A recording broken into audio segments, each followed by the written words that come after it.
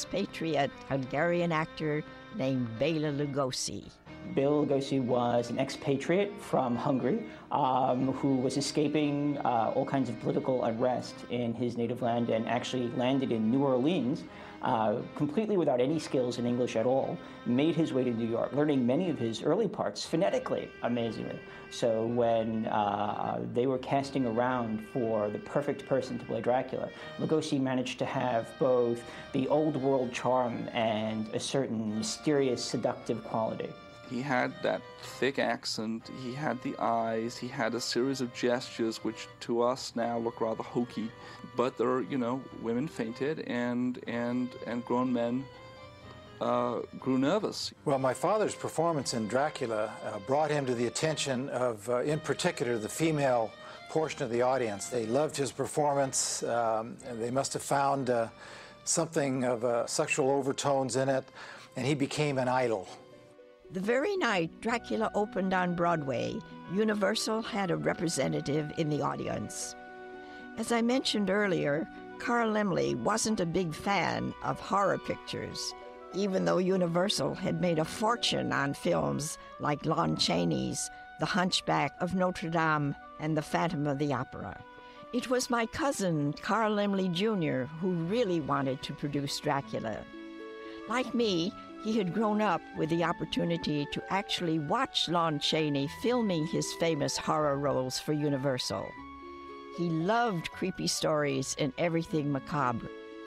And Lon Chaney was his first choice to play Dracula. I have no idea what Chaney would have done if he played Dracula makeup-wise. I'm sure he would have done, I'm sure Chaney would have had much more elaborate makeup. He was into the makeup aspect of it. He was in, the man of a thousand faces. He was always changing his look. I don't think he would have just gone with the light makeup with the dark lips. In the case of London After Midnight, he did all these pointy teeth and this permanent grin and these pulled down eyelids, which I think is a classic makeup. I have no clue. I would love to see what Chaney's version of Dracula would have been. Chaney died of cancer in 1930, and a number of other actors were considered other than Béla Lugosi. My father, to his great surprise, was not the first choice when the Universal Studios began casting for the lead in the motion picture version of Dracula, even though my father had successfully played the part hundreds of times on Broadway and throughout the United States. And actually, he had to fight for the role. Next to Béla Lugosi, the film's most memorable performer was Dwight Frye as the unfortunate Mr. Renfield.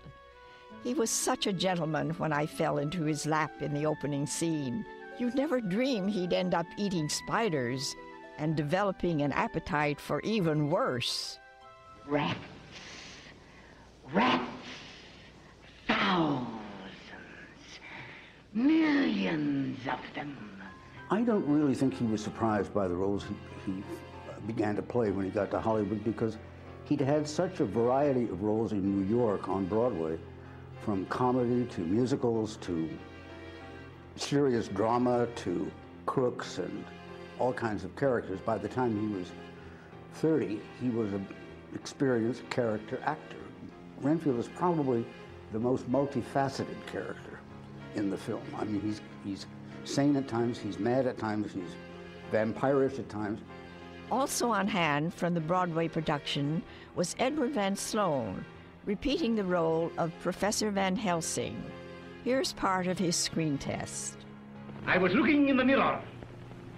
Its reflection covers the whole room. But I cannot see you. Dracula was directed by Todd Browning, the famous mystery man of silent movies who had directed many of Lon Chaney's most successful films. Browning always had some trouble adapting his kind of style of shooting to the sound film. When you see Browning work with Dracula, for example, there are long sequences in the film which are silent. And I think that Browning uses some of the silence to create a mood, which in some areas of Dracula is quite effective. It may have been that he was frightened by dealing with dialogue. It may have been that he was frightened by the mechanics of the sound equipment. Todd Browning had been a very successful silent film director, and he always specialized in stories about outsiders. Dracula is very much like that.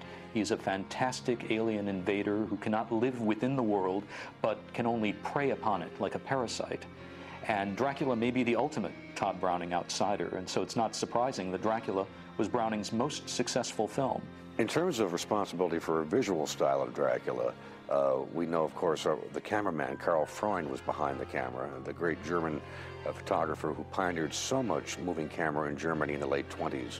And it's very easy for people to say, well, any value in Dracula is due to Freund, who was a great cameraman. And there's the anecdotal report of one of the actors, David Manners, who couldn't remember Browning's presence on the set well, but did recall Freund as being very outspoken.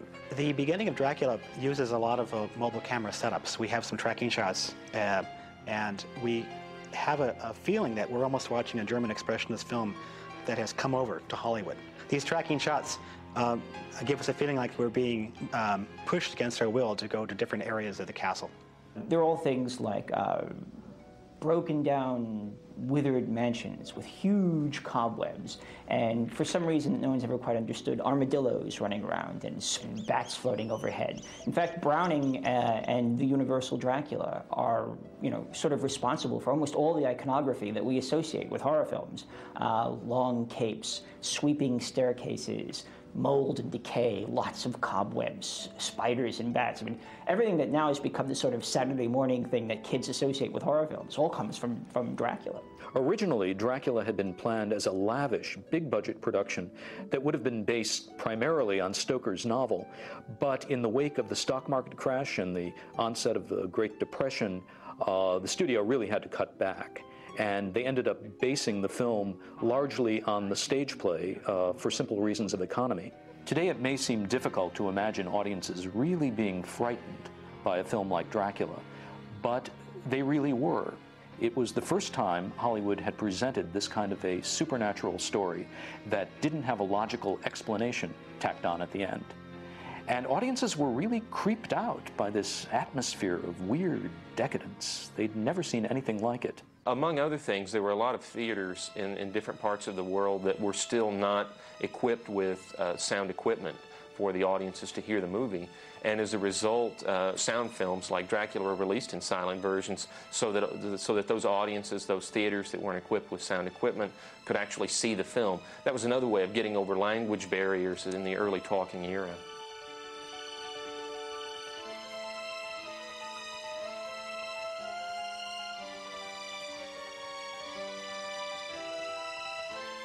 The adoption of English-speaking talkies posed a real problem.